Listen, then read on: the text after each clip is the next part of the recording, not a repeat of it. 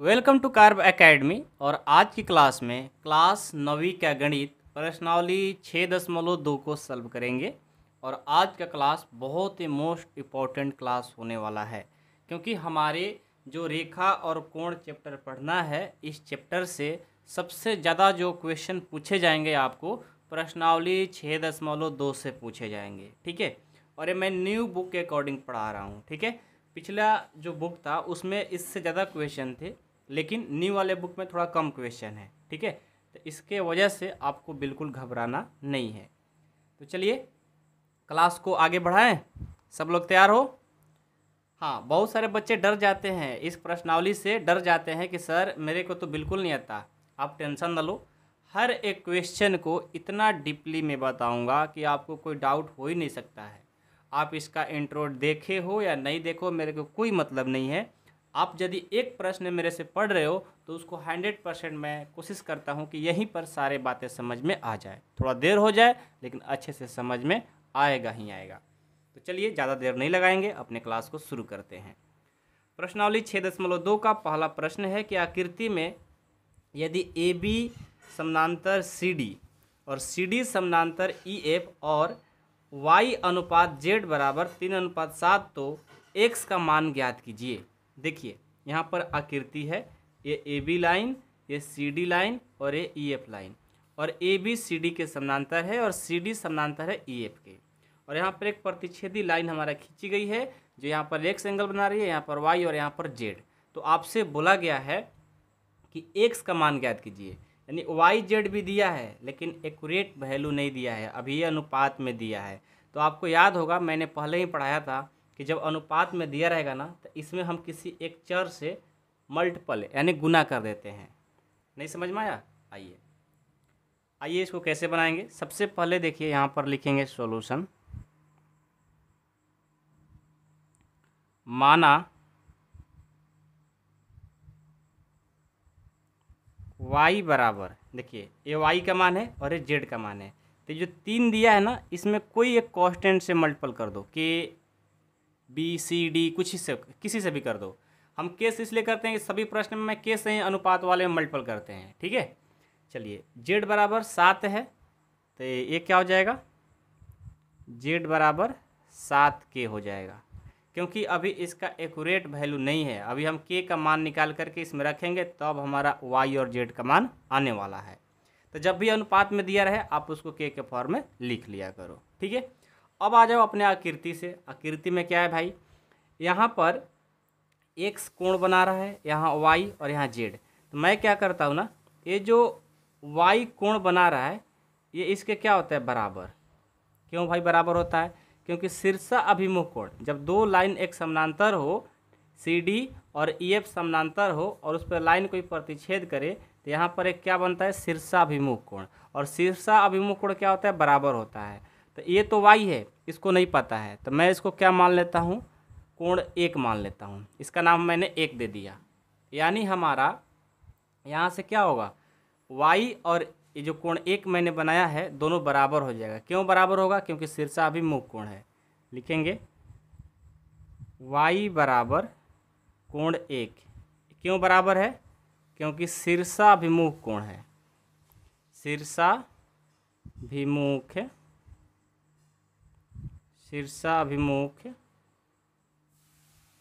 कोण। ठीक है, समझ में आया?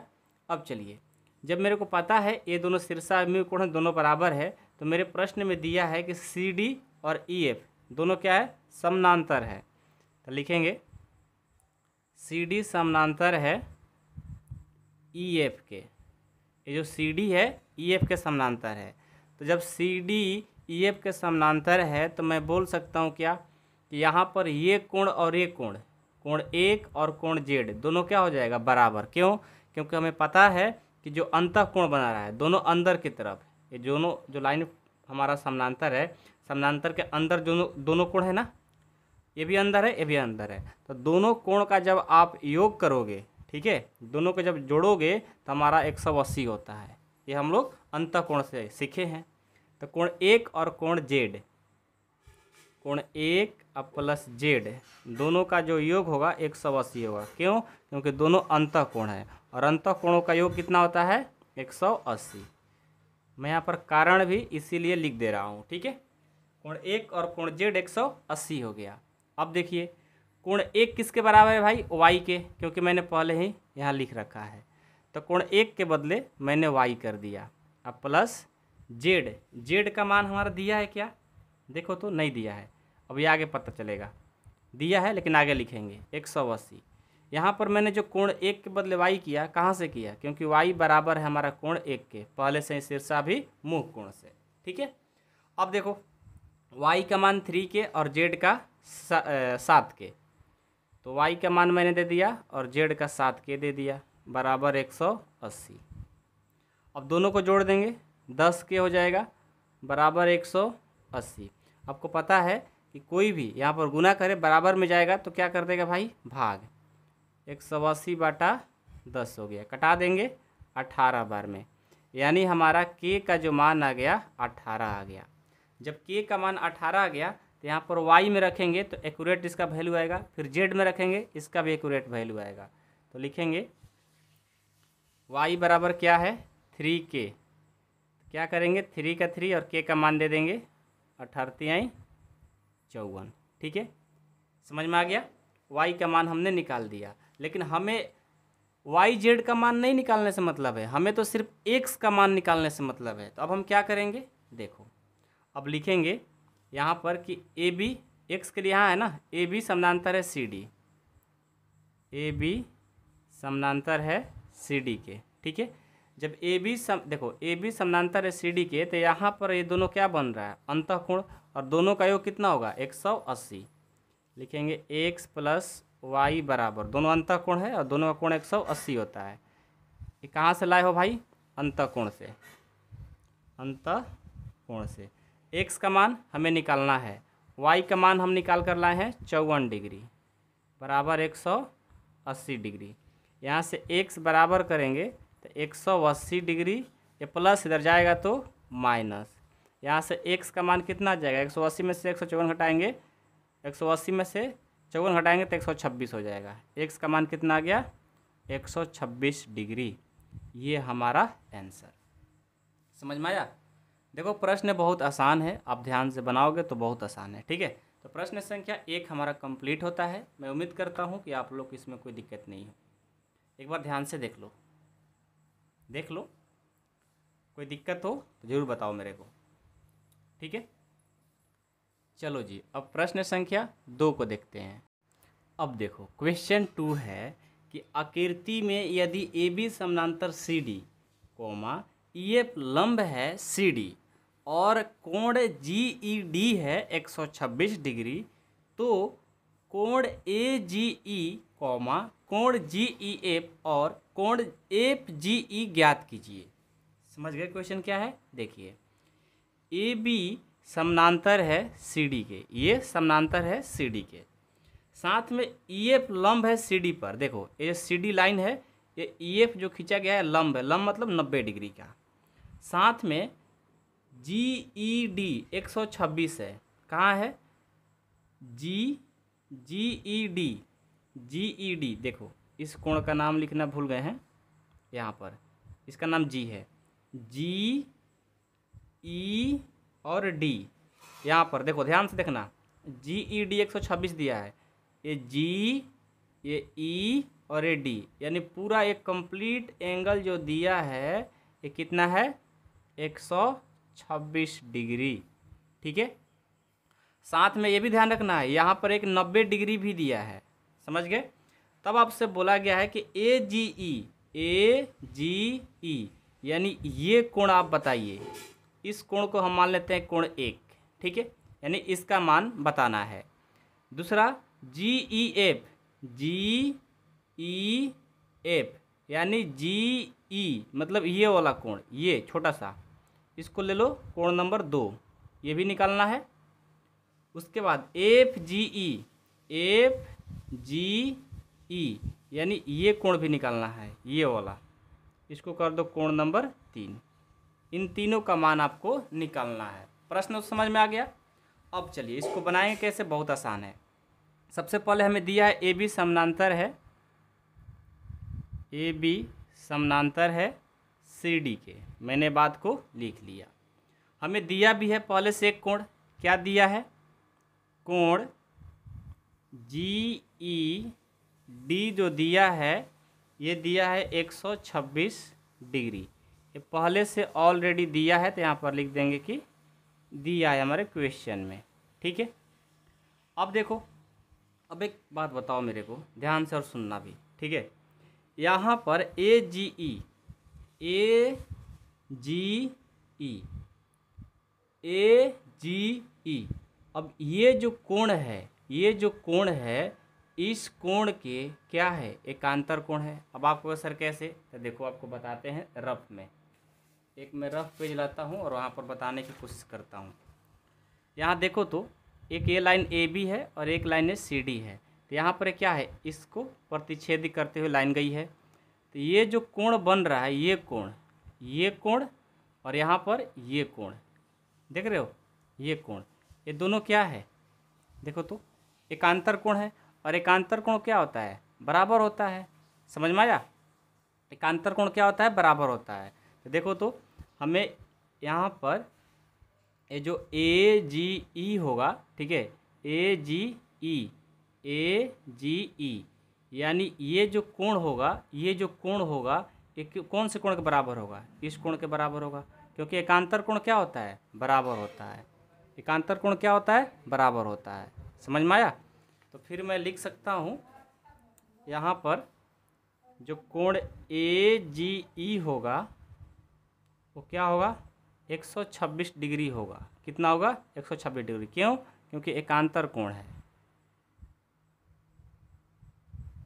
एकांतर कोण। ठीक है, कोई दिक्कत नहीं।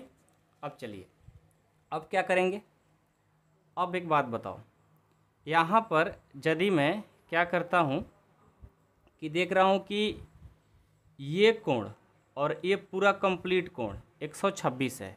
क्या है, 126, क्योंकि हमें कोण ई यहाँ पर जो कोण 2 है ना, इसका मान बताना है। तो कैसे करेंगे, तो मैं देख रहा हूँ कि यदि यहाँ पर कोण जी ई एफ यानी कोण 2, ये हो गया, ये हो गया, ठीक है, जी ई एफ, और साथ में एक बार एफ ई डी यानी ये पूरा कंप्लीट कोण, ये वाला कितना है, 126। तो मैं क्या करता हूँ, दोनों का जब योग करेंगे कितना हो जाएगा, 126, क्योंकि ये कोण और ये कोण मिल करके कितना हुआ है, 126 हुआ है। ठीक है, ये और ये मिल करके 126 हुआ है। तो मैं लिख सकता हूँ कोण जी ई एफ यानी ये कोण और प्लस ये कोण एफ ई डी, दोनों को मिलाकर कितना है, 126 डिग्री। तो हमें पहले से ये पता है, क्या पता है भाई, देखो कोण यहाँ पर सॉरी ये तो गलत हो गया, जी ई एफ था, यहाँ पर हम ई लिख दिए हैं, यहाँ जी लिख लो। ठीक है, यहाँ पर जी लिख लो। Okay, G E F plus E F D दोनों मिलाकर 126 है। अब यहाँ से हमें क्या निकालना है, हमें तो पहले जी ये कोण निकालना है।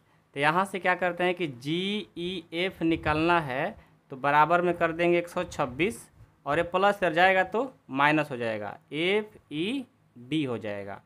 यहाँ से जी ई एफ बराबर 126 और ये माइनस एफ ई डी हमें दिया है, देखो एफ ई डी ये 90 डिग्री यानी लंब है ना, लंब का मतलब होता है 90 डिग्री, ये दिया है 90 डिग्री।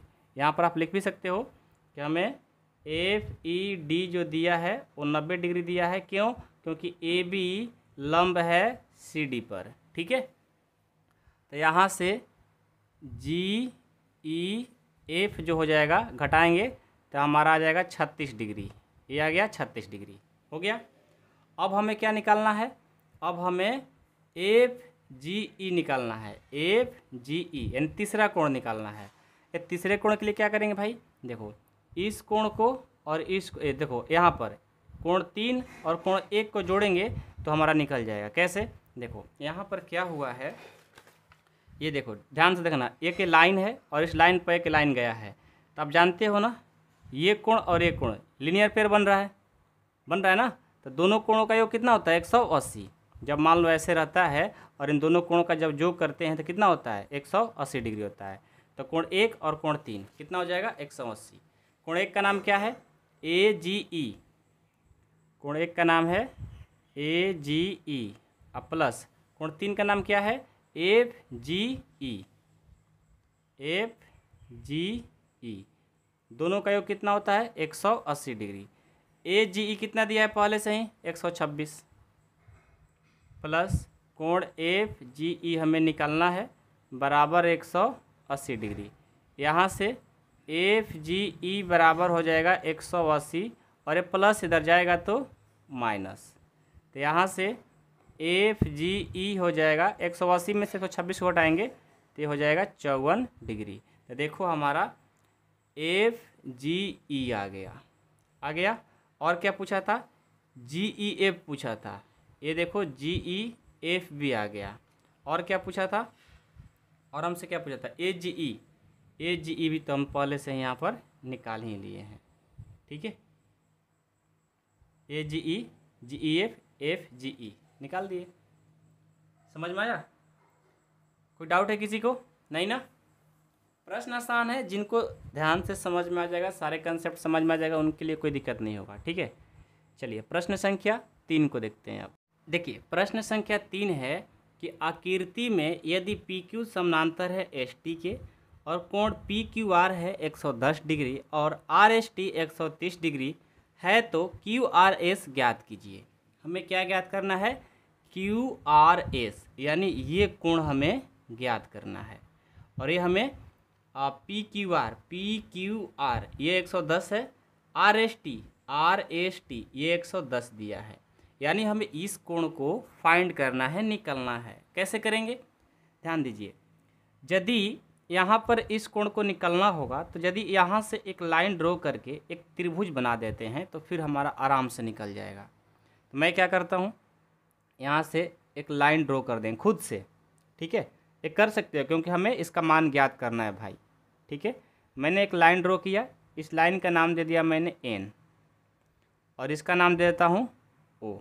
ठीक है, अब देखो एक त्रिभुज बन गया। अब इस त्रिभुज की मदद से हम लोग आराम से इस कोण का मान निकाल सकते हैं।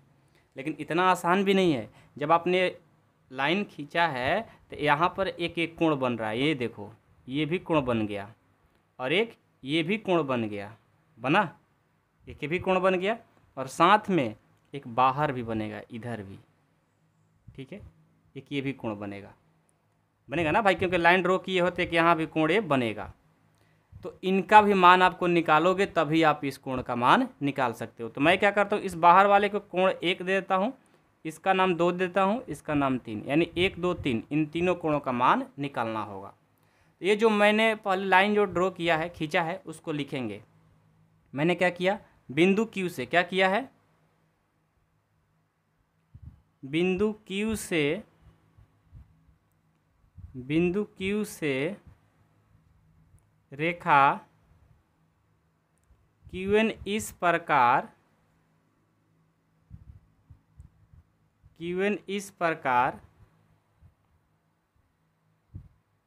खींची की खींचा लिखो, खींची ठीक नहीं लग रहा, खींचा की QN समानांतर, देखो ये QN समानांतर ST हो गया है, QN समानांतर ST हो गया। ठीक है, अब देखो तो ये जो कोण 1 है और ये कोण 130 है, क्या है? दोनों संगत कोण है क्या? ये कोण, ठीक है, और ये कोण, ये क्या है? संगत कोण है। जानते होंगे आप, आपको मैं यहाँ रफ में बताता हूँ कि जब दो लाइन समानांतर हो और ये लाइन खींचा जाता है तो ये कोण और ये कोण क्या होता है? ये संगत कोण होता है। क्या होता है? संगत कोण। तो यहाँ पर ये कोण और ये कोण संगत कोण है, दोनों क्या होता है? बराबर होता है। तो मैं लिख सकता हूँ कि कोण जो 1 होगा 130 डिग्री होगा। क्यों होगा? क्योंकि संगत कोण है। मैंने आपको रफ में भी ले जा करके समझा दिया। संगत कोण है, ठीक है। अब चलो, अब ये देखो कोण 2 है ना, ये कोण 2 है और ये कोण 3 है। अब यहाँ से क्या करेंगे भाई, अब मैं एक काम करता हूँ। कौन सा काम करूँ भाई, यदि मैं यहाँ पर ये जो कोण 3 है और एक कोण 10 है, 110 है, यहाँ पर देखो एक लाइन बन रहा है ऐसा, ये लाइन है और यहाँ पर एक लाइन गई है, ये है 110 और ये है कोण 3। तो इन दोनों कोणों का योग कितना होता है, रैखिक युग्म से 180 होता है। एक लाइन है, ये लाइन खींचा गया है, दोनों कोणों का योग कितना होता है 180, क्यों, रैखिक युग्म से। तो मैं क्या करता हूँ, कोण 3 अब प्लस 110 डिग्री, दोनों को मिलाकर कितना हो जाएगा 180 डिग्री। कैसे भाई, रैखिक युग्म से, रैखिक युग्म से, ठीक है। तो यहाँ से कोण 3 जो होगा 180 प्लस हो जाएगा तो माइनस हो जाएगा, तो कोण 3 का जो मान आया वो आ जाएगा 70 डिग्री। कितना आ गया 70 डिग्री, ठीक है। अब चलो, अब हमें कोण 2 का मान निकालना है। अब किसका निकालना है, कोण 2 का। कैसे निकालेंगे, देखो यहाँ पर ये जो लाइन है ऐसे और ऐसे, ये कोण 2 है और ये कोण 1 है, तो यहाँ पे तो रैखिक युग्म ही बन रहा है, क्योंकि दोनों कोणों का योग कितना होगा 180, तो कोण 2 और कोण 1 180 हो जाएगा। लिखेंगे कोण 2 और प्लस कोण 1, ये हो गया 180। कैसे, रैखिक युग्म से। छोटी छोटी बात याद रखोगे तो फिर कोई दिक्कत ही नहीं होगा, रैखिक युग्म से। कोण 2 क्या है, कोण 2 क्या है, कोण 2 का मान आपको पता है, नहीं पता है, नहीं पता है ना। कोण 1 का मान पता है, कितना है 130, तो कोण 2 और कोण 1 है 130 बराबर 180। आप पहले ही निकाल कर लाए हो, देखो संगत कोण से। तो कोण 2 बराबर हो जाएगा 180 प्लस है, इधर आएगा तो माइनस, यानी कोण 2 हो जाएगा 50 डिग्री।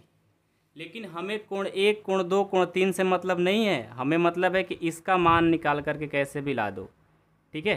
तो इसको मान निकालना है, तो मैं इसको मान लेता हूँ, लेट कर लेता हूँ x। इस कोण का मान मैंने मान लिया x, यानी हमें इसको निकालना है।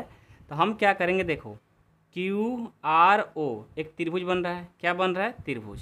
तो मैं क्या करता हूँ, लिखते हैं कि त्रिभुज QRO में, QRO में क्या होगा, ये कोण और ये कोण, तीनों कोण का योग कितना होता है 180। आप ये सब 7th क्लास में ही पढ़े हो। कोण 2 प्लस कोण 3 और एक कोण को मैंने x माना है, और तीनों कोण का योग कितना होगा 180।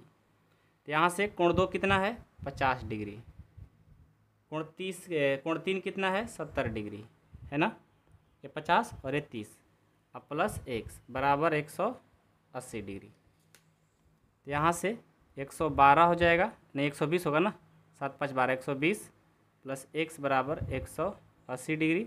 x बराबर करेंगे तो 180, ये प्लस हो जाएगा तो माइनस, x बराबर कितना आ जाएगा 60 डिग्री। और x किसको माने हो, ये कोण r को, यानी QRO कहो चाहे QRS को, एक ही बात है। यहाँ से हमें QRS का जो मान आ गया 60 डिग्री आ गया। अब इसमें कन्फ्यूज मत होना कि सर यहाँ तो QRO आ रहा है, नहीं, आप S निकलना है ना तो S भी लिख सकते हो, कोई दिक्कत नहीं है, ठीक है। मेन ये था, इस कोण का मान मैंने 60 डिग्री ला दिया, ठीक है। समझ में आया सबको, किसी को दिक्कत नहीं है। अब चलो क्वेश्चन 4 देखते हैं। अब देखो क्वेश्चन 4 है कि आकृति में यदि AB समानांतर CD है, कोण APQ 50 डिग्री है और PRD 127 डिग्री है, तो x और y ज्ञात करना है हमें, ठीक है। x और y हमें ज्ञात करना है, बहुत ही आसान है, ध्यान से आप देखिएगा, ठीक है।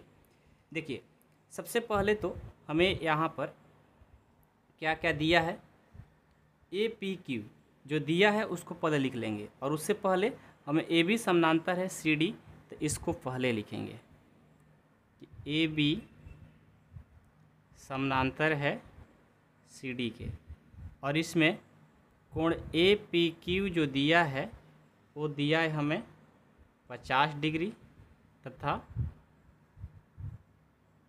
PRD जो दिया है ये कोण 127 डिग्री दिया है, ठीक है। अब चलिए अब हमें यहाँ से इस x और इस y का मान बताना है। तो सबसे पहले देखो यहाँ पर ये कोण और ये कोण क्या हो रहा है, यहाँ पर आपको रफ में बताते हैं, ध्यान दीजिएगा। मानकर चलो यहाँ पर दो लाइन एक समानांतर है और एक लाइन बना रहा है, तो ये जो कोण होता है, ये जो कोण होता है, इस कोण का क्या है, एकांतर कोण है। क्या है, एकांतर कोण। और एकांतर कोण क्या होता है, दोनों बराबर होता है। तो जो हमारा x होगा वहीं ये 50 डिग्री होगा, यानी x का जो मान हो जाएगा 50 डिग्री। ठीक है, तो यहाँ लिखेंगे x बराबर 50 डिग्री। क्यों, क्योंकि हमारा ये एकांतर कोण है, एकांतर कोण। ठीक है, एकांतर कोण है। अब देखो यहाँ से मैं क्या कर लेता हूँ, ध्यान देना, एक कोण का नाम नहीं दिया है तो इस कोण का नाम मैं देता हूँ 1। ठीक है, यहाँ पर मैं देख रहा हूँ कि यदि यहाँ पर एक लाइन मैंने ड्रॉ किया, ये लाइन मैंने ड्रॉ किया, लाइन ड्रॉ किया तो यहाँ पर एक, इस पर एक प्रतिच्छेद करती हुई रेखा आ रही है। और यहाँ दोनों का जब कोण, जब दोनों को यहाँ पर क्या करेंगे, ऐड करेंगे, सम करेंगे, योग करेंगे, 180 होगा, क्योंकि रैखिक युग्म बन रहा है। जब एक किसी लाइन पर लाइन ड्रॉ होता है तो रैखिक युग्म बनता है और दोनों का योग जो होता है 180 होता है। तो मैं लिख सकता हूँ क्या, कि कोण 1 अब प्लस 127 डिग्री, दोनों एक रैखिक युग्म है और इनका योग जो होता है 180 डिग्री होता है। यहाँ लिख दूँगा लास्ट में कि रैखिक युग्म है, रैखिक युग्म है। ठीक है, तो यहाँ से कोण 1 बराबर 180 और ये प्लस से इधर जाएगा तो माइनस हो जाएगा। तो यहाँ से कोण 1 बराबर 180 में से 127 को घटाएंगे तो ये हमारा 53 डिग्री आ जाएगा। कोण 1 का मान मैंने 53 ला दिया, लेकिन इससे कोई मतलब नहीं है, हमें एक्स वाई का से मतलब है। एक्स तो मैं ला दिया है, कोण 1 भी ला दिया, कितना, 53 डिग्री। अब हमें ये निकालना है। तो यदि मैं पी क्यू आर, एक त्रिभुज बन रहा है, पी क्यू आर में चलते हैं, तीनों का योग करेंगे 180 होता है, वाई प्लस एक्स प्लस कोण 1 180 लिखेंगे त्रिभुज पी क्यू आर में। ठीक है, एक बन रहा है कोण x, एक बन रहा है कोण y और एक बन रहा है कोण 1, और तीनों का सम जो होगा, योग जो होगा 180 होगा। x हमने यहाँ निकाला है 50 डिग्री, y हमें निकालना है, कोण 1 हम ला करके रखे हैं 53 डिग्री बराबर 180 डिग्री। यहाँ से कोण y 50 और 53 जोड़ेंगे 103 बराबर 180, तो y बराबर करेंगे 180 और ये प्लस इधर जाएगा तो माइनस। ठीक है, तो यहाँ से y बराबर हो जाएगा 180 में से 3 घटाएंगे कितना आएगा, ये आ जाएगा हमारा 77 डिग्री। कितना, 77 डिग्री। यही तो हमसे पूछा गया था। ये y आ गया और यहाँ पर x आ गया। ठीक है, ये हमारा आंसर हो गया। उम्मीद करता हूँ प्रश्न संख्या 4 भी समझ में आ गया होगा। अब अगला प्रश्न देखते हैं। अब देखिए क्वेश्चन नंबर 5 है, जो सबसे मोस्ट इम्पॉर्टेंट क्वेश्चन है। आपके एग्जाम में तो नहीं आएगा, लेकिन ये आपके नॉलेज के पर्पज़ से बहुत मोस्ट इम्पॉर्टेंट क्वेश्चन है। ठीक है, कभी एग्जाम में भी आएगा तो लॉन्ग में आएगा। ओके, क्या बोला है प्रश्न की आकृति में पी क्यू और आर एस दो दर्पण है। देखिए ये पी और क्यू, आर और एस, ये दो दर्पण है यानी शीशा है। ठीक है, जो एक दूसरे के समानांतर रखे गए हैं, एक दूसरे क्या है, समानांतर रखा गया है। एक आपतन किरण ए बी देखो, ये आपतन किरण है, दर्पण पी क्यू से बी पर काटती है।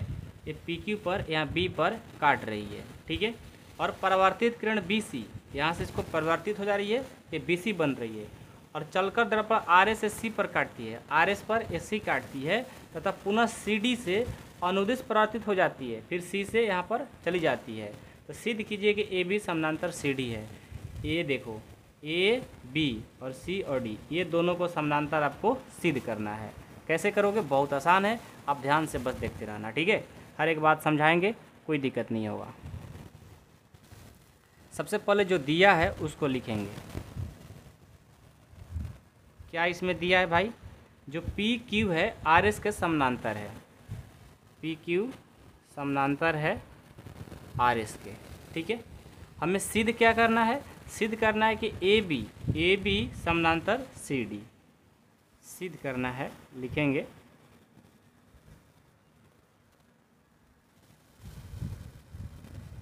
सिद्ध करना है ए बी समानांतर सी डी। ठीक है, अब देखिए यहाँ रचना खींचेंगे। रचना क्यों खींचेंगे भाई, थोड़ा ध्यान से समझिएगा। आपको क्लास 8 में मैं यहाँ पर एक रफ पेज लेता हूँ और वहाँ पर बताने की कोशिश करता हूँ। क्लास 8 में आपको दर्पण में ये पढ़ाया गया होगा, ठीक है, या 9th में भी आप लोगों को पढ़ने को मिला होगा साइंस में। एक देखिए दर्पण है, ये मैंने दर्पण खींच लिया, ठीक है, इसको मैं रेखित कर दिया, ये दर्पण है। इस दर्पण पर क्या होता है, एक आपतित किरण आती है, ये देखो आपतित किरण यहाँ पर आई और यहाँ से जैसे इस दर्पण पर फोकस पड़ती है यहाँ से परावर्तित हो जाती है, यहाँ से परावर्तित हो जाती है। तो इसका जो नाम है आपतित किरण है, आपतित किरण, और ये परावर्तित किरण है। ठीक है, समझ में बात आ रही है, कोई दिक्कत नहीं है। अब यहाँ पर इस पर कलई करते हैं क्या, इस पर एक लंब डालते हैं, अभिलंब, यहाँ पर खींच सकते हैं, ये अभिलंब है। अब जैसे अभिलंब मैंने खींचा, एक कितने डिग्री बनता है, 90 डिग्री का अभिलंब। जैसे मैंने खींचा तो यहाँ पर एक कोण बन गया, ये कोण और एक ये कोण, दो कोण बना। तो इस कोण का नाम जो दिया गया है आपतन कोण, क्या नाम दिया गया है, आपतन कोण। और इस कोण का नाम दिया गया है परावर्तन कोण, परावर्तन कोण। ठीक है, इसका नाम है आपतन और इसका नाम है परावर्तन कोण। इसको आर बोलते हैं, इसको आई बोलते हैं। और जो दोनों कोण होता है इक्वल होता है, परावर्तन कोण और अपवर्तन कोण क्या होता है, इक्वल होता है, यानी आर इक्वल टू आई, दोनों इक्वल होता है। आपतन कोण परावर्तन कोण बराबर होता है। इस बात को आप बस याद रखो, उसके बाद आप इस क्वेश्चन को बना लोगे। ठीक है, तो यहाँ पर भी मैं वैसा ही काम करता हूँ। एक बी है ना, बी से एक लंब खींच लेता हूँ, लंब मैंने खींच लिया, और एक सी से खींच लेता हूँ, ये देखो मैंने खींच लिया। ठीक है, तो मैं यहाँ पर रचना किया। रचना क्या किया भाई, लिखेंगे, इसका नाम भी दे देंगे। यहाँ पर जो मैंने लाइन खींचा है इसका नाम देता है ई और इसका नाम देते हैं एफ। यहाँ पर मैंने रचना किया, मतलब जो अलग से काम करते उसको रचना बोलते हैं।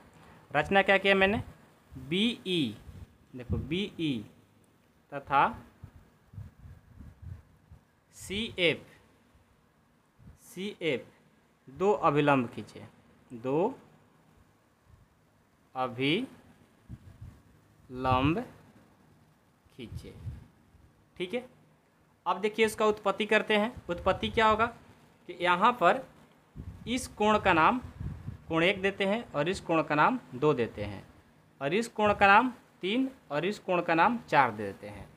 तो देखिए आपको पता है कि कोण 1 2 के बराबर होता है, कोण 1 कोण 2 के बराबर। क्यों, क्योंकि ये आपतन, ये परावर्तन। आपतन कोण और परावर्तन कोण क्या होता है, बराबर होता है, आर इक्वल टू आई।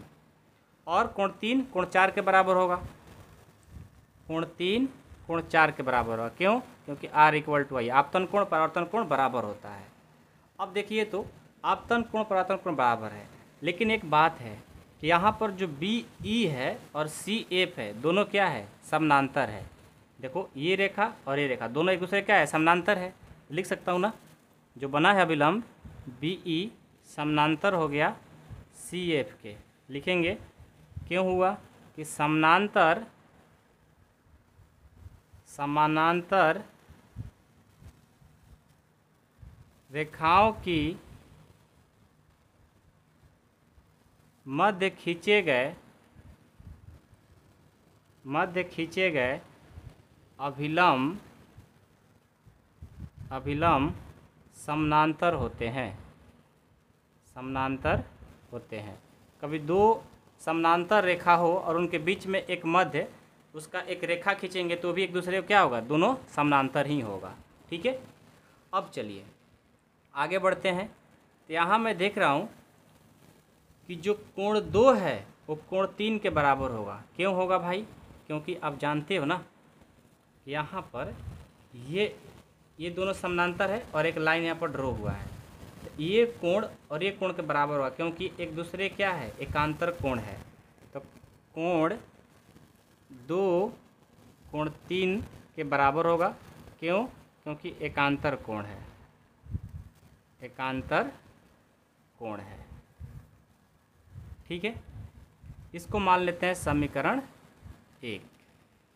अब देखो, ये जो कोण 1 है कोण 4 के बराबर होगा, ये वाला इसके बराबर होगा। क्यों होगा भाई? देखो बताते हैं, ध्यान देना। देखो हम जानते हैं कि कोण 1 जो है ना कोण 2 के बराबर है, तो जो कोण 2 है उसके बराबर मैं 1 लिख सकता हूँ। कहोगे सर बिल्कुल लिख सकते हो, तो कोण 1 हो गया। ये जो कोण 3 है कोण 4 के बराबर है, ये जो कोण 3 है किसके बराबर है? 4 के, तो कोण 1 बराबर मैं कोण 4 लिख सकता हूँ। क्यों लिख सकता हूँ? क्योंकि कोण 1 है कोण 2 के बराबर और कोण 3 है कोण 4 के बराबर, इसलिए कोण 1 4 के बराबर कर सकते हैं। और ये हो गया समीकरण 2। अब क्या करेंगे? समीकरण 1 और 2 को जोड़ देंगे। कोण 1 का प्लस कोण 2 हो जाएगा बराबर एक कोण 3 प्लस कोण 4 हो जाएगा, होगा, कोई दिक्कत नहीं है। अब देखो कोण 1 और कोण 2, ये देखो कोण 1 और कोण 2 ये पूरा मिलाकर के ये कोण बनेगा, बनेगा ना, यानी ए बी सी। क्या बनेगा? ए बी सी बनेगा। कोण 1 और कोण 2 मिल करके कोण ए बी सी बना बराबर। अब एक कोण 3 और कोण 4 मिल करके ये कोण बनेगा, यानी बी सी डी बनेगा। कोण बी सी डी बनेगा। क्यों? क्योंकि एकांतर कोण है भाई, लिखेंगे क्योंकि यहाँ एकांतर कोण बराबर है, एकांतर कोण बराबर है, इसलिए मैं बोल सकता हूँ, देखो यदि ये कोण इसके बराबर है तो ये कोण इसके बराबर हो रहा है, क्योंकि ये देखो लाइन खींचा गया है, तो एक कोण और एक कोण एकांतर कोण बन रहा है, इसलिए क्या हो जाएगा? ए बी जो होगा समानांतर हो जाएगा सी डी के। यदि ये कोण और ये कोण बराबर नहीं होता तो फिर आप नहीं बोल सकते थे कि ये लाइन और ये लाइन समानांतर है। ठीक है, जब ये कोण बराबर हो गया तभी आप बोल सकते हैं दोनों क्या है? समानांतर है। दोनों बराबर हो गया तो आप बोल दो ए बी समानांतर है सी डी के। ये यहाँ पर प्रूफ हो गया, समझ गए? तो आपको ये चीज़ याद होना चाहिए, आपतितकरण परावर्तितकरण कैसे क्या काम करता है याद रहेगा तो फिर आप बना लोगे। तो इसी के साथ हमारा प्रश्नावली 6.2 कंप्लीट होता है। अब हम लोग चैप्टर 7 में मिलेंगे, तब तक आप लोग अच्छे से पढ़ाई करते रहिए। कोई दिक्कत कोई डाउट आता है तो मेरे को बताइए, मैं आपको हमेशा तैयार रहता हूँ। बस आपको मैसेज करना है मेरे नंबर पर, जो भी डाउट हो आप अपना मैसेज करके डाउट पूछ सकते हो। Thank you so much. यहीं ऐप पर ही आपको मैसेज करना है जो भी दिक्कत होगा तो, ठीक है।